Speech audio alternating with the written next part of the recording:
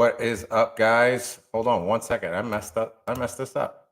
All right. What's going on, guys? Welcome to the race show. My name is Lewis, as you guys already know. Thank you for jumping on. If you like my guest and you don't like me, just keep hitting the share button and the like button. Share this across anywhere, Facebook, Instagram, all that fun stuff. Keep hitting the like button. It kind of brings up the algorithm and all that fun stuff. Also, please drop in your comments, questions for me or my guest. Before I bring my guest on, I just wanted to say shout out to Outer Banks Speedway this past weekend. Went to an awesome event. I raced in the invitational bracket race, made it to the semifinals, and blew my motor up. So my guest today might actually, I might have to take my motor to him. But I found a fuel line. The fuel line that goes from the gas tank to the pump busted open, and yeah, went kaboom. Leaned out, went kaboom. So Don said, what strip club did you steal those chairs from? So I'm actually traveling. I'm actually near you, Don. I'm in Pennsylvania, visiting family. This is actually my cousin's house. He's a single guy, and he had extra rooms, so he said I could stay with him and stuff. So but yeah, fun stuff. So before I bring my guest on, I'm going to play a little clip of one of his world records that he did in Outlaw 10.5. So here we go.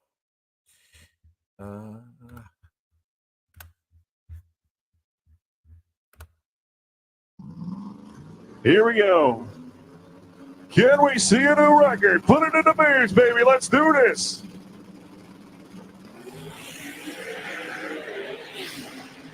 Top pitch yards, 374 with a 1 at 210 miles an hour. Mark Benston Jr. resets the world record right there at 374. Unbelievable. 103. So pretty cool. So without further ado, I'm going to bring on my guest, Mark Benston Jr. How are you, dude? Good. How are you doing tonight, buddy? Pretty good. Feeling good. It's Wednesday. Having a little cocktail. Having this. I've never tried this before. This is a Crown Royal Peach Tea. I don't know. It's kind of like a girl drink, but it tastes good. Sounds interesting. Yeah. Are you drinking on anything tonight? Maybe a little Corona. What is that? Is that the Corona Premier? Yeah. That's good stuff. Like, it doesn't get me like all bloated and stuff like that. Yeah, the Corona, the Australians, they don't like it, but whatever. Richard Wilson. They're hardcore Corona Extra. Richard Wilson says the car is a turtle. It is in reverse.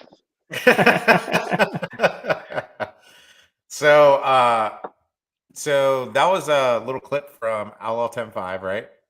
Yep. That was 3 years ago, I'd say.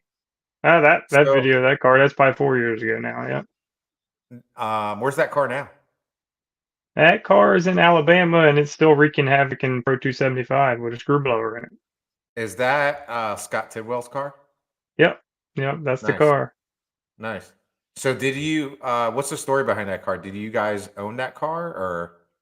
So back in 2016, I think is when Buck Jarvis had that car finished, and it was brand new back then, and he ran it for 2 or 3 years. And then he kind of got to the point where he had enough of driving, and he kind of told me, if we're going to still go racing, you might as well step up to the plate and it's your turn. I was kind of looked at him like, I'm not ready to drive something like that. But at the same time, I wanted to go racing. So we put on our big boy panties and we made it happen. That's awesome. So obviously, you're pretty decorative driver. You've done a lot of different types of drag racing, and I'm sure Yeah. you've done other stuff as well. So my first question is, what's more fun to you, slick tire racing or radial racing? So more fun would definitely probably been the no prep stuff that we done. Everything's like on the edge, like you never really know what it's going to throw at you next, but just trying to get the last little bit out of everything was very tricky. At the same time, is kind of scary, but it was definitely fun. But when you come back to the radial side, it's just like a slingshot. As long as you got your stuff right, Yeah. you can go fast. So what vehicle were you guys like racing in no prep? The same car you just had on the video, the blue Camaro, Really? is what we. Yeah, that was actually my second event ever in the car. Was a no prep race at Del Mar. Holy shit! Yeah, Wow. he's like, Wow. yeah, no, we're going. I'm like, this is not a good idea. Like, it's like my third time I've ever sat in the car, but whatever. If you insist on it, it's your car. It's your car. It's your money. We'll go for it. So, how fast, like on a no prep surface, was it like the same engine motor setup and everything like Yep. that? Mm-hmm. Like, how Yep. fast Same did it big go? block. See, we never got tickets back then when we did it, but based on the data and everything we seen, we were around one flat 60 foot, and probably back then we were probably only around 420s, 14s, and the Holy, eighth. Yeah, wow, that's fast for no but prep, that was a 33 and a half inch tire, so right? we And couldn't fit anything bigger. They would rub as it was. obviously, those no prep guys are going a lot faster these days. But like back then, Absolutely, yeah. that's pretty Them fucking guys are fast. going 370s and stuff nowadays, but Yeah. it's crazy how much it's evolved. Um. So let's rewind a little bit. How did you get your start into racing, and like what type of give us the whole background on Mark Benson Jr. How you got started and all the types of different racing you have done over the years. Yeah, well, most probably wouldn't even believe it, but I actually started out on go-karts on dirt track is where I really started racing at, and I did that for probably a couple years before I ever started into drag racing at all. And that's when I started out with junior dragsters when I was about 10 years old, I think I was. Mhm. And we'd run the junior dragster stuff for probably I'm gonna say 6 years, and then I took a break for a couple years, and then right when I was 18, like the last year I could do it, I jumped back in it for a little while and finished it off and went from there. After that, I think I did the high school challenge stuff. When you're in high school, you can do that one race, and after that, didn't really do a whole lot of racing myself. We got my dad's Oldsmobile out and did a little bit of bracket racing, but not a whole lot. Is it that one? Yeah, that's a car. We How? actually back when World Cup had index racing still, I ran that car in 1050 index, and it Wow. actually probably brought more people around checking it out than it did the Outlaw 10.5 car we had there. Wow. How old were you in that photo? I'm gonna say I was probably 17, 18, somewhere around there. Nice. You don't Yeah. age. You look the same. I don't feel the same. I can tell you that. All that wrenching. Not after the last 3 weeks anyway. Yeah, so that's I've been following a lot of your stuff lately. Those videos that you guys have been posting have been pretty awesome. I guess walk me through a little bit about that. You guys kind of partnered up with a group of Australians, I guess, right? Yeah, yeah. So tell us a little bit about that, like how that came about and, Hmm. what your plans for the future for that car. So right after the event in November, the World Cup Finals, um, Dale Healer, which is one of my good buddies, which at the time I hadn't met the guy but twice in my life, and he actually showed up the last event at World Cup, and we ended up winning the show after a second time I've met him in like 5 or 6 years, and after all that went down and those guys went home back to Australia, like 2 or 3 days later, he's like texting me. He's like, "Hey, would you want to drive an RVW car?" And I'm like, "Well, I probably wouldn't turn it down." I was like, is it a competitive car? Something that we can go fast with? Because my level, I don't want to do nothing unless I can be at the top. I want to win. That's just the way I was born and raised. And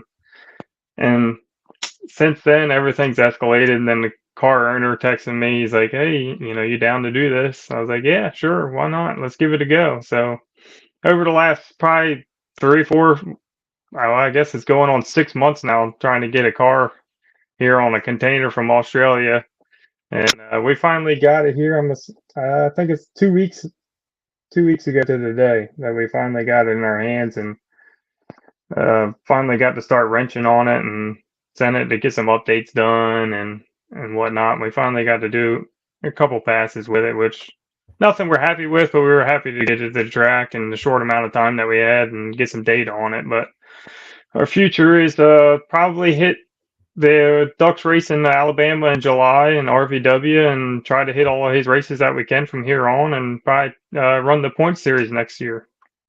So I have a picture of it here. Let's see if I can pull it up here.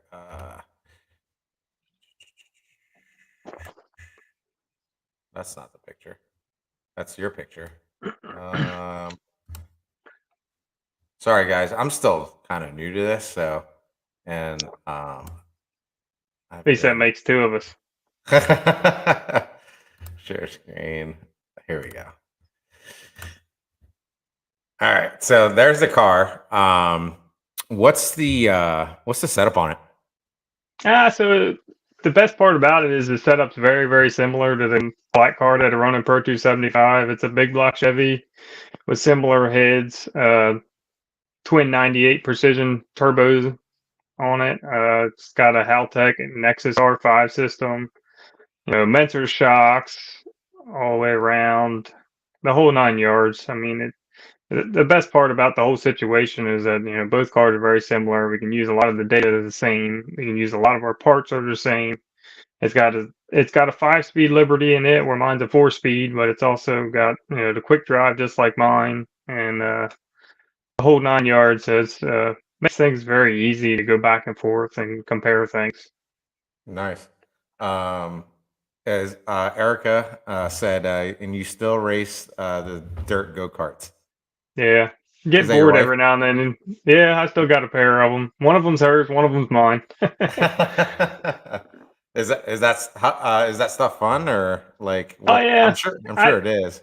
It is to me. Dirt racing to me, I've always liked it more, but it's always a lot more work, and you got to have a lot more help, and a lot more expense to me. A weekly expense, I would say. Drag race stuff is more expense up front. Dirt race is more expense down, the stretch, tires and everything. Is it a lot of wear and tear on parts, I guess? Yeah, it's definitely. I mean, depends on where you race. Track surfaces, how rough they are. It can be harder on things and whatnot. Gotcha. So you're going to be driving the red car in RVW this year, right? Yep. Mm-hmm. You're going to be driving your car. Is it the Blackberry, right? Blackberry Rocket. Yep. Pro 275. Pro 275. Any other cars you're going to be driving? Maybe. Nothing on the list right this minute. And then Blaine's car. Do you help tune that car? Yeah. That car. Let's see. I'd say, I don't know, what was it? Freddie's race at MIR last year. Bridge Wars. That was the first event we took that car to. With myself getting to work on it and tune it, and they were struggling a good bit before with the guy they had working on it, and I just kind of kept sitting back like, why don't you let me give it a whirl and see what we could do with it? I was like, hey, to me, I was like, it can't be that hard, but and I always like taking on new tasks, and they finally gave in. They're like, all right, let's see what we can do, and so it's taken us quite a few runs. I mean, I start, back the thing way down real slow and just trying to work our way into it. And it's a it's a bad piece, and everything's coming around, and all the pieces are starting to come together, and it's that bitch is going to be fast here soon. I can tell you that. It's probably I'm going to have a hard time keeping up with him. I'll tell you that. I mean, that car is It sucks to say, but that thing's going to be hard to keep up with. that car is gorgeous. Like Dale said, Blaine's car is pure porn. I Yeah, agree. it definitely is. They've done a great job with it, and Blaine, he's just like me, very meticulous, wants everything perfect, and his dad and him to trust me to work on it is just awesome. So it'll definitely be a good thing. It's nice having more than one car at the racetrack that you can kind of bounce things off of and see how things work. Even though it's a totally different combination, you still know how the two of them will interact for different things. So at Fred's race, obviously you guys were racing no time, but Yeah, we is just wanted to get some laps on it somewhere we knew we had a good surface, and Yep. it was the first time I got to mess with it, so we were slowly working our way up and just trying to understand how things work, and it was going pretty good. So is it going to be Pro 275? Yep, it'd be running the same class as me. Awesome. So you what do you do during the day when you're not playing race car driver and tuner? You work at the engine shop, right? Yep. My dad's engine shop. I've been doing that now for ever since I got out of high school, so it's going on 12 years, I think. Nice. So, How does that whole dynamic work? Like, what does your dad do? What do you do? Are any other so family members involved? it's my dad, myself, and another what I would call like a brother to me, Daniel, a really good friend. I've known him a long time, all the way back to when we raced juniors, and he used to do this stuff a lot for himself on the side, and kind of stepped away from wanting to do it, and so we brought him in, and he's been in the shop helping us for probably the last 3 years now. So between the three of us, I mean, we still got a pretty big backlog, but it works out pretty good. That's Hmm. awesome. Awesome. So tell me about the BlackBerry. Any more changes or for this year? So, Or well, since the off season, November, everything went good. We finished off the season great with a bang, but we knew the motor was probably tired, and so we started taking it apart. Probably didn't get quite into it as soon as we needed to. Being that's what we do. We always want to push things off as long as we can.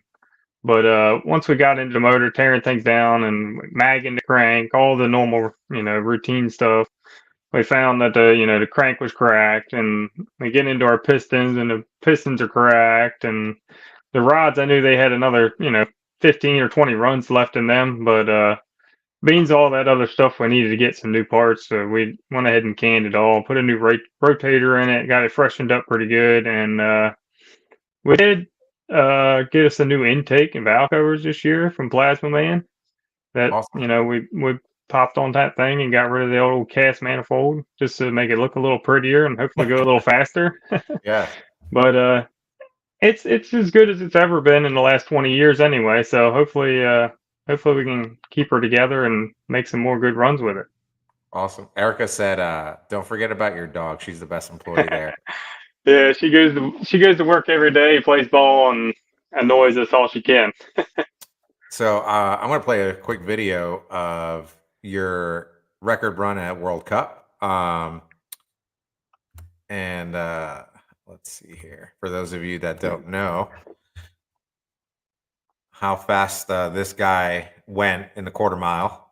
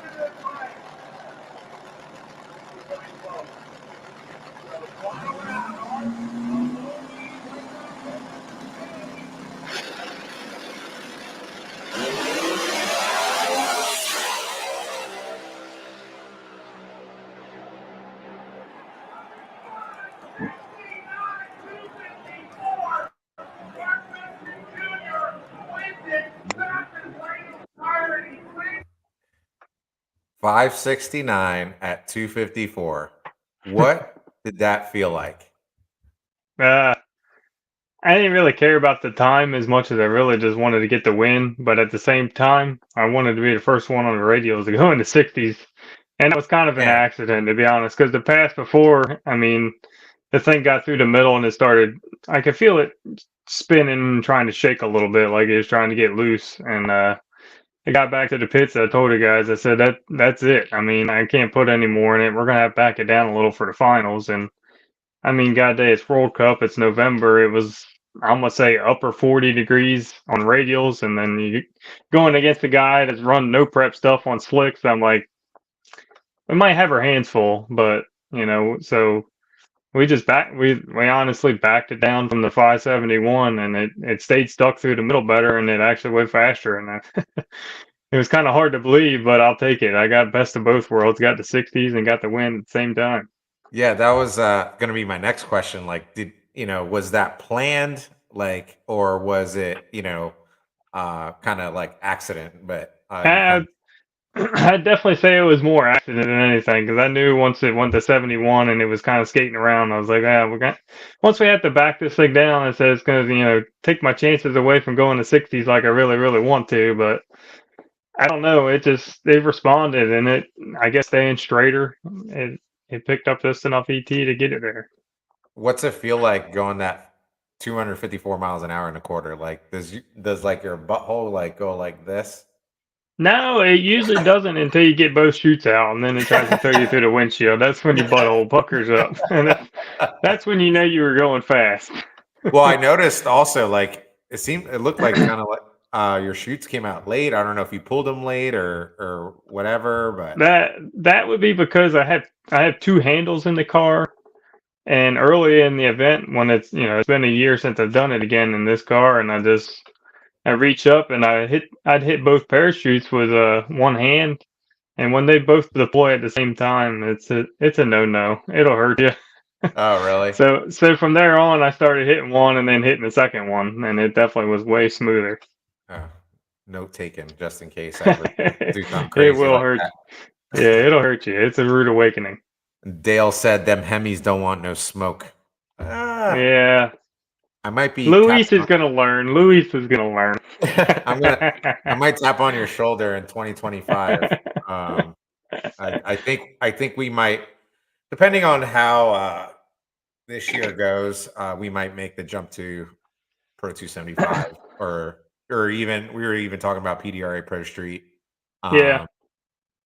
Um, I love the grudge racing stuff, but um, it's I wouldn't say it's a better crowd or so, but it's like you have more support from the corporate level, Mm-hmm. companies and things like that, Yeah. with the Class with the racing. with class racing, yeah. So, Yeah. and to be honest, I can't afford to do what I do without like my partners. Yeah. We're in the same boat. Yeah, like It's not easy doing what we do. yeah, I'm broke as shit. Without the people that help us, I mean, I wouldn't have been able to step up to the next level again this year to do some of the things we're doing. So It's just, let's talk a little bit about that, because like you're one of the guys I see, like especially on social media, like Facebook and stuff, that gets it as far as like sponsorships and stuff. Like you're promoting companies, you're promoting mm-hmm. brands. A lot of guys like get help, and you Yeah. never hear them talk about the companies that help them and stuff. So Yeah. let's talk about a little bit about like who all supports your program, and maybe how they have helped your program and things like that. Yeah. So one of the biggest ones that's been with us the longest is, I would say, Haltech for sure. Mhm. I think it's back in 2016. We actually Everybody used to be with big stuff, and it was the off season in the winter, and we were like, we're going to PRI show, and we want to go look into what we want to move up and change to. And at the time, we literally were going to go to the Holly seminars and this and that at the PRI show to try to learn some more things about it. And once we got there, we're walking through the show, I got a text message. I was like, hey, Haltech is interested in moving into the domestic market. Go over and have a chat with them. So that's what we done. We went over there and we talked to them for a while, and we come up with a a plan, and it's been no looking back since. So I can't thank all of them for the support they've given us. I mean, it's been outstanding. There's no other company that stood behind us through the good and bad like they have, and it's nice to have the support and the people that enjoy the racing like they do and want to see you do good and succeed. Yeah, Haltech is awesome. They came on board my program this year, and Hmm. they've been phenomenal. Like Yeah, they're great.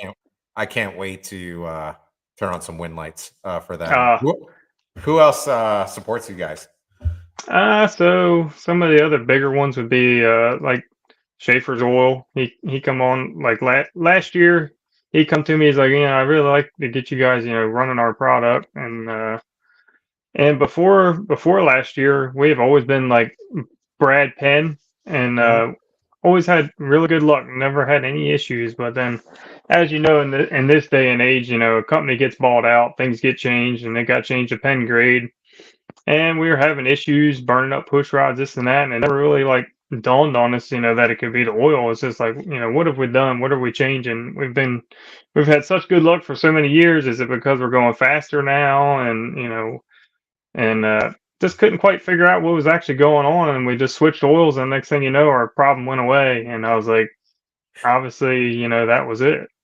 Wow. So yeah, so Do you that was deal with another Alan? big help last year. Yep, Alan Bradley. Yep, he's Yep. actually in the shop today. Yep, Awesome. he's Yeah. he's really good to us. Yeah, he's a pretty cool guy. Loves talking about racing, and believe it or not, him and I will text each other late at night about martial arts because he used to do martial arts back in the day. So he'll like send me like photos and stuff like that, or videos like, what do you think of this and stuff, and it'll be like some guy throwing this other guy or whatever. Yeah, So that's awesome. yeah. One of our other companies that's been with us really long is Pro Torque. They've we've been with them ever since. God, it goes all the way back to, I'm gonna say, 2014-ish. They had a track rental at Yellow Bullet one year, and they would like a try and buy thing. We come to the racetrack, and you throw this converter in, and if you run it, and if you like it, you buy it. And ever since then, I mean, we've been using his product, and ever since I started driving, he wanted to be on part of our program, and he's really helped us out a lot, and it's been one of the best things that we've done. And the converters always work good. He's always stands behind his product, and anytime I need something, I can call him, text him. It'll be to me in a day or two, and he always support us. That's awesome. Aren't they pretty close to you guys? Yeah, they're right in Philadelphia Nice. nowadays. Where's Yeah, your shop at? You guys are in we Delaware. yeah Right? we're in Lower Delaware, like Frankfort, Delaware. Yep. Not about 20 minutes from Ocean City or so. Gotcha. Yeah. So everyone Uh, was commenting why you drive so fast in reverse. I don't know. It's just something I've always started, and I just keep doing it. Got to be different and stand out somehow, I guess, right? Yeah, no, it's and you look like you're going pretty straight backwards, so it is what it is. Yeah. Uh, And another one that's come on board with us this year, Precision Turbo. We've always run their stuff, but we've just always done our own thing and whatnot. And this year I got to the point where I was like, turbos need a little love. They're a little wore out. I was like, I'm gonna contact them and see what we can do. And they come on board our program and really hooked us up this season on both cars. So now we both got same set of turbos on both cars, and so it really helps us overlay our data and then check everything over and have spares in the trailer to match both, and it makes a big difference. are both cars running the same size turbos, or Yep, both cars got the same size turbos, just what little 98s, nothing special. little 98s? Little 98s. I used to always be 94s, and I was really having a hard time because I was like, I don't really want to mess up the way we've been doing things, and But I bit the bullet because I was like, RVW car, you can have whatever you want, and that's probably what it's going to need to try to keep up, is bigger the better. And I was like, you know what, we'll give it a try. So we went ahead and did the same thing on both cars, and went from there and see how it does for us. Um, Quick so drive units. I yeah. mean, they've come on board and sponsored me this year. The Rush Energy. That's just an endless amount of people has come on board this year. It's crazy. So is that how you stay awake? Rush Energy? Last couple of weeks, I kid you not, I bet we've been through probably 4 or 5 cases of it to try to get through, if not more. So what that whole process when the ghetto bird arrived, like what was that like? Those few weeks, like because I've seen videos Sure. of you like sleeping in the toter, like while somebody's driving, and I guess you guys were like taking turns, like sleeping and things like that. So literally, my wife probably spent more time on the phone than we almost worked on the race car to try to get a hold of the car for us. But once we finally got to the point where we were like, we know we can get a hold of the car, we took off north to Jersey because it was coming into, they call it the New York port, but it's really northern Jersey. Oh, So we took off north to go get the car, picked up the toter, which was at my Blaine and Russ, which is my brother and father-in-law's shop. They were doing a lot of upgrades to the truck and trailer over the winter. And so we went up, stopped at their shop, picked up the rig, and went on up to pick the car up. And um, it was kind of sketchy once we got up there. One of my co-pilots in the passenger seat of the rig didn't want to tell me that I went down a road that says no trucks. So every bridge I hit was like very close, oh like God, 15.4, 15.5, and I'm like, here we go. We finally get a chance to go get a car, and I'm going to end up with a trailer with no roof. And right. but we managed to get through all of that, get in there, get the car picked up, get back out of there. And once we hit 95, I pretty much started looking around in the toter while I'm driving, and everybody's out asleep. And they just knew what was ahead of them, and they started getting all the hours of sleep that they possibly could. So once we got the car back, I believe it was a Wednesday night, and it was the same week as Rockingham that we were trying to get to. The race, Ducks race for RVW. Yep. So we just Battle of the knew we were, Thrones. yep, we Yep. were trying to get there, and we worked all night, and we're planning to be at Vantage Point at like 8 a.m. in the morning for them to do a couple upgrades on the car. We were planning for them to get what they had to do done in the day, and then we would leave, Thursday night and head to Rockingham, which obviously was already a day behind because it started on Thursday. So, but once we got the car there, it started going over some things. Like the front end on it was very narrow, kind of like a dragster, and I already had them cutting up the front end for the strut adjuster cups, and doing a couple updates. And they were like, "Well, this thing's got like 2-inch stroke struts on it," and I'm like, "Yeah, none of that stuff's gonna work." And so we commenced to widening the front end, for stability, especially if we're trying to go the speeds that we are. All the width that we can would be better.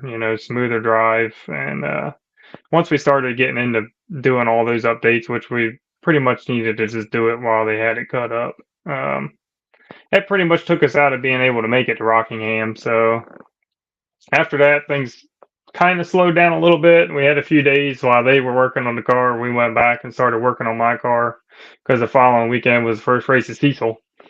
So we were headed back to the shop to go get my intake and all that stuff mocked up on the car, the new Plasma Man intake, which also they've come on board with us this season with that deal, and getting rid of that cast intake. So we had to obviously change charge pipes and some fuel plumbing and throttle linkages and all that stuff. So I had to get all that stuff done.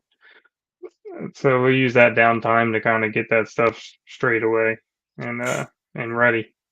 Wow. And keep in mind, I still had no motor ready either for my car, which was I was supposed to race the following weekend. I was waiting on a crankshaft, so Oh it wow. was a very hectic 2-week process there. Wow. So have things like settled down a little bit, or? Now that the Australians have gone home and most of the Delaware drank out of Corona, yeah, things are starting to slow down and we're starting to catch up a little bit. So, I guess when you guys travel, will you take both cars in the same rig, or? Um, so that's something we were talking about. We haven't really made a total decision yet, but the guy that owns the red car, the Get a Bird, Trent Carter, he's an awesome guy to give us the opportunity to do what we're doing for one. And I guess after Cecil last Friday, and he's seen the few passes that we made with the black car. He's like, yeah, I think we should do Alabama and take the red car and do that. And he's like, but I think we should take the black car with us too. And I'm like, ooh, trying to run two cars in one race, it's a lot of work. But It is, yeah. but I guess we're going to give it a whirl. We're going to take it down there and see what we can do with it. Will you drive both of them? Yeah, yep. I'm supposed to drive both of them, and hopefully all that'll go good and pretty smooth. And then if it does, then we might try to take both cars to more races together. Nice. Being that you've done a lot of heads up racing, and drag racing in general, what would you say, like, what are some of the good things about drag racing right now, like in 2024, and what are some of the bad things you like? Not bad things, but like, what would you change if Mark Benson was the top guy in NHRA or whatever, you know what I mean, or IHRA, any sanctioning body, what would you Yeah. change? I don't know. That's why I'm not the boss. I mean, some of the things that I've noticed differently from going to some events rather than others, like going to, say, the No Time event like we did with my brother-in-law's car, like Bridge Wars, Hmm. like the crowd of people there it's second to none. I mean, the people around there, it's a totally different crowd, Yeah. but they all love drag racing and they see a cool car, they come up to you, they, talk to you, ask you questions about it. I mean, there's a lot of no time people that are way more passionate about drag racing than say some of the class racers. And a lot of class racers, they don't get as much spectators at some of like just the normal races as like some of the no time stuff. And Right. it'd be cool to find that happy medium to kind of get them to fill the bleachers on a Friday and Saturday at Cecil County for the Pro 275 and all that kind of stuff. I mean, they do good, but you just don't draw the same crowds as like say some of the bigger no time races, and it makes it more fun. It definitely makes the entertainment level a little higher. Yeah, I've always wondered that myself, and I don't know if it has to do with like the side betting that goes on and stuff. I definitely think it has a lot to do with it. And I don't know, I don't know why there's not more side betting in class racing as well, because you could still Hmm. side bet. You don't know who's Yeah, going to win. You know what I mean? yeah, So, no, definitely. um, like that's one of the things I love about the grudge racing stuff is like the energy is like, if I'm in like a semifinal round or a final round or whatever, like the energy in the stands and like even like at the starting line is infectious. Like I am Hmm. pumped and ready to like I'm ready to kill that tree, you know what I mean? Like Yeah, I'm so definitely. fired up. um Bracket racing, 'cause I love bracket racing because it's definitely um it's a driver's game, you know what I mean? Yeah, And driving yeah, the finish line is fun and all that stuff, but hardly nobody in the stands, right? no, right. So it's different. Like I don't know. I feel like if, like you said, if they could, if all of drag racing could find a happy medium and Yeah, still get like a and decent crowd. there's lots of class racing that brings the crowd. World Cup. I mean, it was. Oh I'm in the finals at like 9, 10 o'clock at night, and you still look at the bleachers, and it's like packed. Both sides all the way down, and like Yellow Bullet at Cecil County, that brings a crowd, and that's what makes drag racing, and that's what makes the drivers amped up to do their job is when you pull in the beams and there's a packed house around you. yeah, I think it was. I forget what year it was. I don't know if it was 2019. I think it was 2019. I've always attended World Cup as a spectator, but I don't think I've ever been a part of it. Like as far as Mhm. like I've never raced at World Cup one, and I don't think I've ever been a part of it until 2019. I was helping to crew one of my friend's cars or whatever, and I remember like standing at the starting line, you know, with the car or whatever, and I just look up and I see like all the people in the stands, and it's packed, right? You can't Mhm. see an empty seat anywhere, and you know, even like at the starting line, there's people everywhere. And I was like, holy shit! Like, you know, like it was like it's like the Super Bowl of drag racing, really. Yeah, it definitely is. Yeah, it's like you don't see a crowd like that unless you're like at a national event, and even at some of the national events, like they're not bringing in crowds like that anymore. No.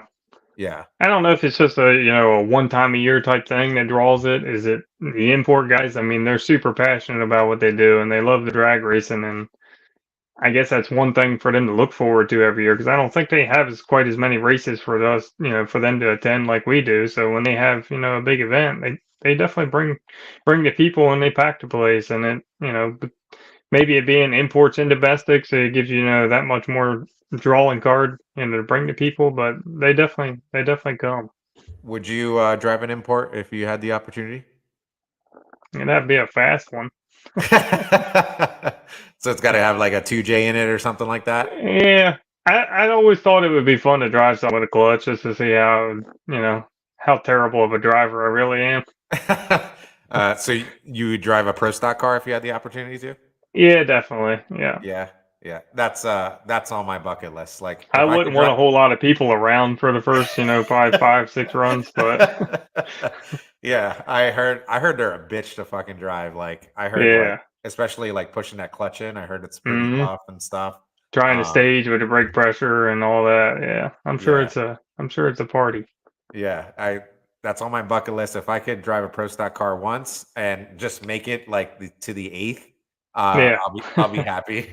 yeah. um, Uh, so what as far as like the guys you compete against, who would you say is like your nemesis, like that you like hate lining up against because you know that they're gonna give you like you know the best fight, I guess. Definitely would have to be Mohall. Yeah. I mean, the dude's always on his game. He's been on his game for years, and it's just the one I want to beat the most.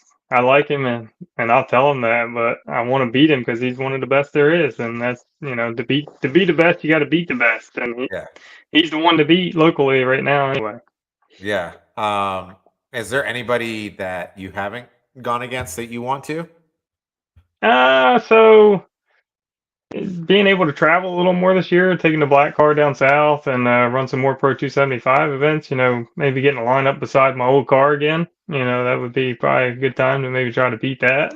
Yeah. And I don't know, I just want to beat the best ones in the class, so that car would be one of them, and Marcus Burt.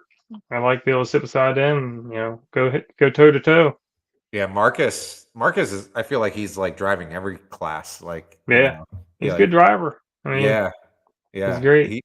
He drives like 3 grudge cars. It's crazy. And then like Yeah, plus the Pro 275 car. I think he was he driving like an RVW car, like a yeah, Corvette or last something? year. Yeah, Yeah. he ran one last year. Yeah. Yeah. That's crazy. But uh Dwight said to Jay-Z the world. Oh man. Two Jay-Z's Uh need nitrous for a reason. yeah. um so uh let's rewind a little bit back to the engine shop. Um what do you guys work on? Do you guys work on all types of different engines or For the most part, we try to stick to like V8 stuff, and the busier and busier we get, we try to get a little pickier of what we do, so we can focus on certain things and be good at it. And but for the most part, if it's a V8, we pretty much work on anything. And we got most of our customer base is a lot of bracket racing, oh but okay. I mean, and as the time goes, I mean, we've been picking up a lot more, heads up, no time, boosted stuff, and things are definitely going in the right direction. The dragster I recently had one of your motors in it. Yep. Yeah, it was Yeah. pretty stout. Cool. Yeah. They Go ahead. they definitely seem to get around. I mean, people that like to sell stuff, even if we don't work on it, they like to try to stick our name on it because I guess we got a good, background, and I guess they help maybe try to resell their stuff. But And I'm assuming even if we just worked on the cylinder heads on it, they'll put on there that we did the motor or something. But you guys work on cylinder heads in house and everything like that. oh yeah, we pretty much do everything. We don't really send anything out anymore to do anything except for like maybe grind a crank or clean a block, blast them. We don't really do some of that stuff, but all the stuff that we need to do for the most part on a normal basis, we do it all in house. And what's the process like if myself or like somebody out there wanted to get engine work done, like, and I said, hey, and I called you today, hey, I'm looking to, I don't know, looking to go bracket racing, Hmm. we're going to, drop off this big block Chevy or whatever. How long does it take, for you guys to get it done? And obviously, I'm assuming you guys are still dealing with part shortages and things like Yeah, that. definitely. Yeah, Yeah. it all So depends. It all depends on what you got and what your combination needs. Get it apart, and it needs pistons. There's a couple different options that you can like put a pistons for rush deal and get them a little quicker, but for the most part, a lot of parts nowadays are pretty much at 6 to 8 weeks for something custom. I mean, you don't even it's hard to even catch some stuff on the shelf anymore because they just keep stuff busy, and stuff just don't stay on the shelf like it used to. yeah, no, I'm still waiting on parts for my car as well. Um, so something you guys might not know about Mark, he's also a bowler. I didn't know that either. So Uh, so I'm gonna play a little video clip uh, of you bowling. You have like really good form. Like I suck as a bowler. that's what happens to me when I get bored in the winters. I find a new hobby. I actually probably been bowling just as long as I have racing. Like I can't do that. Like if I would do like bring my leg up like that, I'd fall on my ass. Must have had too much to drink then. Oh my goodness, that's awesome. So I need to how keep do you you? off of YouTube. Yeah, right. Well, I just searched your name and like you're like famous in the bowling. Oh God. Um, so I've always wanted to know, right? How do you curve that ball? Like, how does that work? I've had a lot of people ask me that. It's just a natural thing that you've gotten used to over the years. It's just all rhythm. So, are It's you very hard to actually going like explain. this with your wrist or no? Somewhat, yeah. It's just all in a perfect way of doing it, I guess you call it. Yeah. So, like, anytime I try to do it, like, I fuck up my wrist, like it hurts. Like, so I'm obviously doing it wrong. You know what I mean? Yeah, you're just So, not used to it. Because if I go bowling right now after I haven't done it in a year, I'm going to wake up and I'm going to feel it. oh, really? Okay. Oh yeah, yeah. So, Just like what weight? going golfing and you haven't gone golfing in a year, you're going to wake up and you think you never done it in your life. But Do you golf? I do for fun. I'm not Yeah. a golfer at all, Yeah. No, but it's a good time to get out there and have fun with some friends. I golf and I'm not good at all. No, no. Anything in the '90s is great. Yeah, yeah. Yeah. So have you ever bowled a 300? Yeah, a few Yeah. times. Oh man, Yeah, you overachiever, you. probably. I don't know, probably 20 something, 300s. Erica's like, no, not the bowling. Yeah, no. Yeah, she probably don't want to tell you that this bed beside me over here has probably got about 30 bowling balls under it. Really? Can you? Yeah. Oh, look, she asked. Can you ask him how many bowling balls we have in the house? Nah. I ain't been Oh bowling in man. like 3 years, and I still probably got like 30 or 40 of them. Justin Conrad said he's sandbagging. It's a custom weighted ball that helps. Is that the trick? They make some that are made to curve, but you still got to know how to put the spin on it. Okay. So I gotta get myself a curve, one of those balls. Yeah.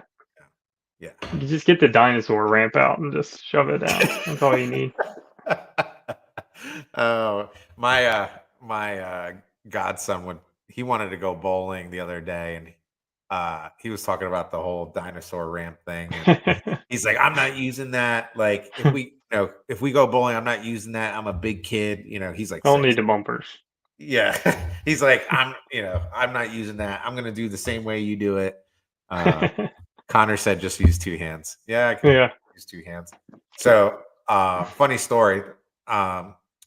When I was younger, we took my cousin bowling, and it was his first time bowling. He threw the ball, and the way he threw it literally was like this, right? And it went into another lane, right? And totally messed up these 2 guys, the game of these 2 guys, and they had pretty high scores. So obviously, like, they were probably good bowlers, and we totally messed up their fucking game. My mom was like, "We need to get out of here." Yeah. Before it ends up 3 lanes over. Right. Erica said Cassidy will not be bowling, only racing. Yeah. So Bowling's cheaper. So you have kids, right? Yep, I got one little girl. She's going to be 1 next month. Wow. Already. Yeah, time So flies. are you gonna try to like give her the bug of racing, or I don't think that's going to happen. no? Not put her in a junior? Nah. If she's gonna go racing, it's probably gonna be in a go kart to start with. I can't do a whole lot with that junior extra stuff. Kind Really? of bored with it. Yeah, it's boring compared to go kart racing. Is that why you rather stick to like heads up racing than bracket racing? Yeah, Yeah. I don't know. It's once you get used to something, that's just what you want to stick with. It's hard going back. And would I do it? I probably would have. Kind of get bored with your life, and kind of go back, do some bracket racing, have some fun. Yeah. It's definitely probably a little more enjoyable to do. Yeah. Because it's a lot less work. Because, Yeah. Going heads up racing is it's a service thing all the time. Get home, service thing, go through things. Even after every run, pull valve covers, check things, check this, check that. It's a lot of work. You got to have a lot of, people behind you. Where bracket No. racing, you can pretty much go racing by yourself. Yep, that's what I did last weekend. I Yeah. packed up my trailer and my all my shit. Drove 6 hours, and did everything by myself, and everything was easy. Just filled it up It's with, definitely it's a more relaxing way to go racing. Put it that way. yeah, for sure. Connie said, I think she will be junior racing. Here we go. As long as you're paying for it. Erica said she will be racing. Oh yeah. We go in 3:30 outlaw racing again. Steve said, don't forget, shout out for mom for babysitting Cassidy and Callie when you are gone racing. Yeah. Good thing for float racing, so she gets to keep up with me. That's awesome. Yeah. So before we end, is there anybody you want to shout out? I mean, you shout out a lot of people already, but anybody else you want to shout out? Make sure I haven't missed nobody. But definitely have had a lot of people, come on board with us this year. So Dale Collins, the one that owns the black car that I drive, the Blackberry Rocket, he's the one that actually owns the car, and he obviously, I don't know how far back you go in Outlaw 10-5 racing, but he used to have a 2002 Camaro that looked a lot like the car that I'm in now that he drove. and we were always very fast with that car. But always the dumb things, and we've won a few races. We won Orlando World Street Nationals in 2010 with that car, with him driving. And Dale, he won one of the Wally races at Cecil, something that he'd probably never be able to get one up on him with. But hopefully someday I can get my own Wally. But without them, I wouldn't be able to be doing what I'm doing, driving the cars that I drive at this level. Um, Buck Jarvis, the one that owned the blue Camaro that we called the show mod. Without him, he's the one that gave me a chance, to step up to this level and do the things that I'm doing, and trusted me enough to do it. And we just kind of took off ever since then, and I'm kind of bitten by the bug, as you call it. I don't want to, give up and quit. One last question Yeah, go ahead. for the you always talk about a little bit about like the motor setup, the car setup in the BlackBerry and everything like that. So yeah, like you guys update things here and there, but you always talk about like how technically it's an older setup, right? Oh yeah, I mean, a lot of people probably don't realize that the motor that is in this car right now, the top half and the heads and all that, they were brand new in 2004 when we ordered them, and Wow. this motor was always in one of the cars that Bucks owned, and the blue car. Right when that car got sold, it left turnkey, and when it went down south and went to Alabama, they pretty much took everything out of it, and they went with the whole Proline Hemi setup and whatnot, and so we drug the black car out, which we had been sitting in the shop because Dale had wrecked his old car, and he had that one sitting there for a backup plan for him to come back with eventually. And I guess it kind of got to the point where it was hard for us to run two cars, so we just kind of stuck to running one car. And so once Buck sold that one, we started dragging that black car back out, and Dale had a 481X, and so we started converting that car from what was a screw blower before, when Mike Deckers and them had it last.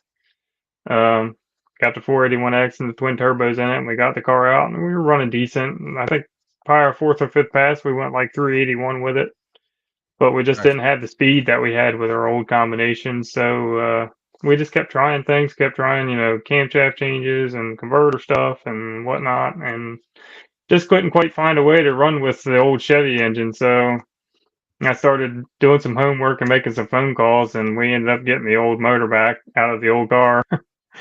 I had a nice new 481X billet and everything, and everything brand new, and just couldn't make it run with the old Chevy. So we sold that engine, and we got the old 2004 engine back, and we commenced to putting it back in the car, and we've found our speed again, and Awesome. everything are heading in the right direction. And just a platform that we've used for years, and we've beat up on it, and we've tried things, and just found the happy place for it, and we know how to run it.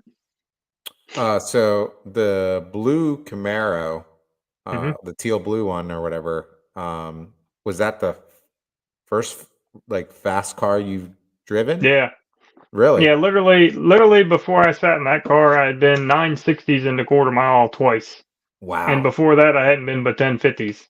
Wow. And the third pass in that car, I went 430 something. So Holy shit. yeah, Like on 10.5s. what did that feel like? Like, like That was definitely a little more of a rude awakening, I guess I could say. But so we went to Capitol. That was my first time out, and just we went there to get some seat time. And as the Buck would tell me, he said, "You're just gonna run it till it don't feel good. Go out there a little ways and lift." And I was like, "Yeah, that's what I plan on doing." And at the third pass, I run it all the way through and went to 430 something at, I don't know, 178. He's like, "What are you doing? You're supposed to be lifting early." I said, "I told you I was going to run it till it didn't feel good anymore." And so it's been pretty much all downhill since then. Yeah, it's funny. Like I was in a similar situation where like I had a 69 Nova. Before that I was running my dad's bracket car, and that thing went like high 11s, right, in the Yeah. quarter. And then I built my 69 Nova, and when I first took it out, I think it ran like 550s or so in the eighth or whatever. Big change. Yeah, huge change. You know what I mean? Like, I honestly didn't know at the time like what is supposed to feel good and what's not. You know what I mean? I kind of was just Exactly. like holding on for dear life, like Yeah. and when you're driving a turbo car and stuff, it's like it just accelerates like the whole way. You know what I mean? So Yeah. um, it's it was definitely different. And then like every year after that, because I got into small tire racing like 5 years ago. Yeah. And every year I gotten so much faster and faster. And yeah, it's a crazy jump, that's for sure. It's crazy. I mean, you're going so fast, you almost don't think you can like process things fast enough. But Yep. the more laps you make, the more you get used to it, and the more you can make quick decisions, and hopefully keep yourself off your lid. Right. It also helps when you win, right? When you win rounds and things like that, and the car's working Mm. well, it builds Yep. your Build your. confidence up. Yep. So Definitely. your anxiety kind of comes down, right? So you're Yeah. able to make split decisions. Let's say the car gets sideways or whatever, or goes towards the wall or center line. You're able to make quicker decisions when your anxiety is like down here. Yeah. Yeah. It's crazy because like before I started driving, obviously I was working on these cars, since I was like 14 years old, ins and outs of everything. And start standing on the starting line after doing that and those guys driving it. I think I used to get more nervous standing on the starting line, making sure I didn't forget something or making sure I did this right or that right than I do as I am now driving the car. Everything's just like way more settled. You got good guys behind you that are checking over everything like you want it to be, and it just gives you a better confidence to do your job and know that everything's going to work right. Yep, I agree. Troy Baum says, Benson, your hair looks amazing. That's my man. If anybody needs a battery, that's your guy. Yeah, he's got the batteries, electronics. Yeah. If you need wiring and all that fun stuff, Yep. Troy is your guy. Yep. Troy is the man. One of the best in the business today. But that's about it, guys. We are at that time. Thank you so much, Mark, for joining me Yeah, this absolutely. evening. Yep. Thank Um, you. I wish you the best of luck in Pro 275 and RVW. I appreciate it. If I make it to Pro 275 in 2025, I will be Come hopefully on with lining it. up. Yeah, hopefully lining up against you. That's honestly that's one of my that's on my bucket list is to drive against guys like you, Marcus, Bert, Mm-hmm. you know, the list goes on and on. Yeah. The holders, all those guys. I've been watching you guys for years, and it'd be cool to line up against you guys for sure. Yeah. Absolutely. It'd be a good time. Yeah. So, all right, man. Thank you very much. Thank you, everyone. Keep sharing this show. Keep hitting the like button. Even if you hit the like button already, hit it again over and over and over again. It drives the algorithm up. So share it across all platforms. And thank you so much. We'll see you later. Yep. Later.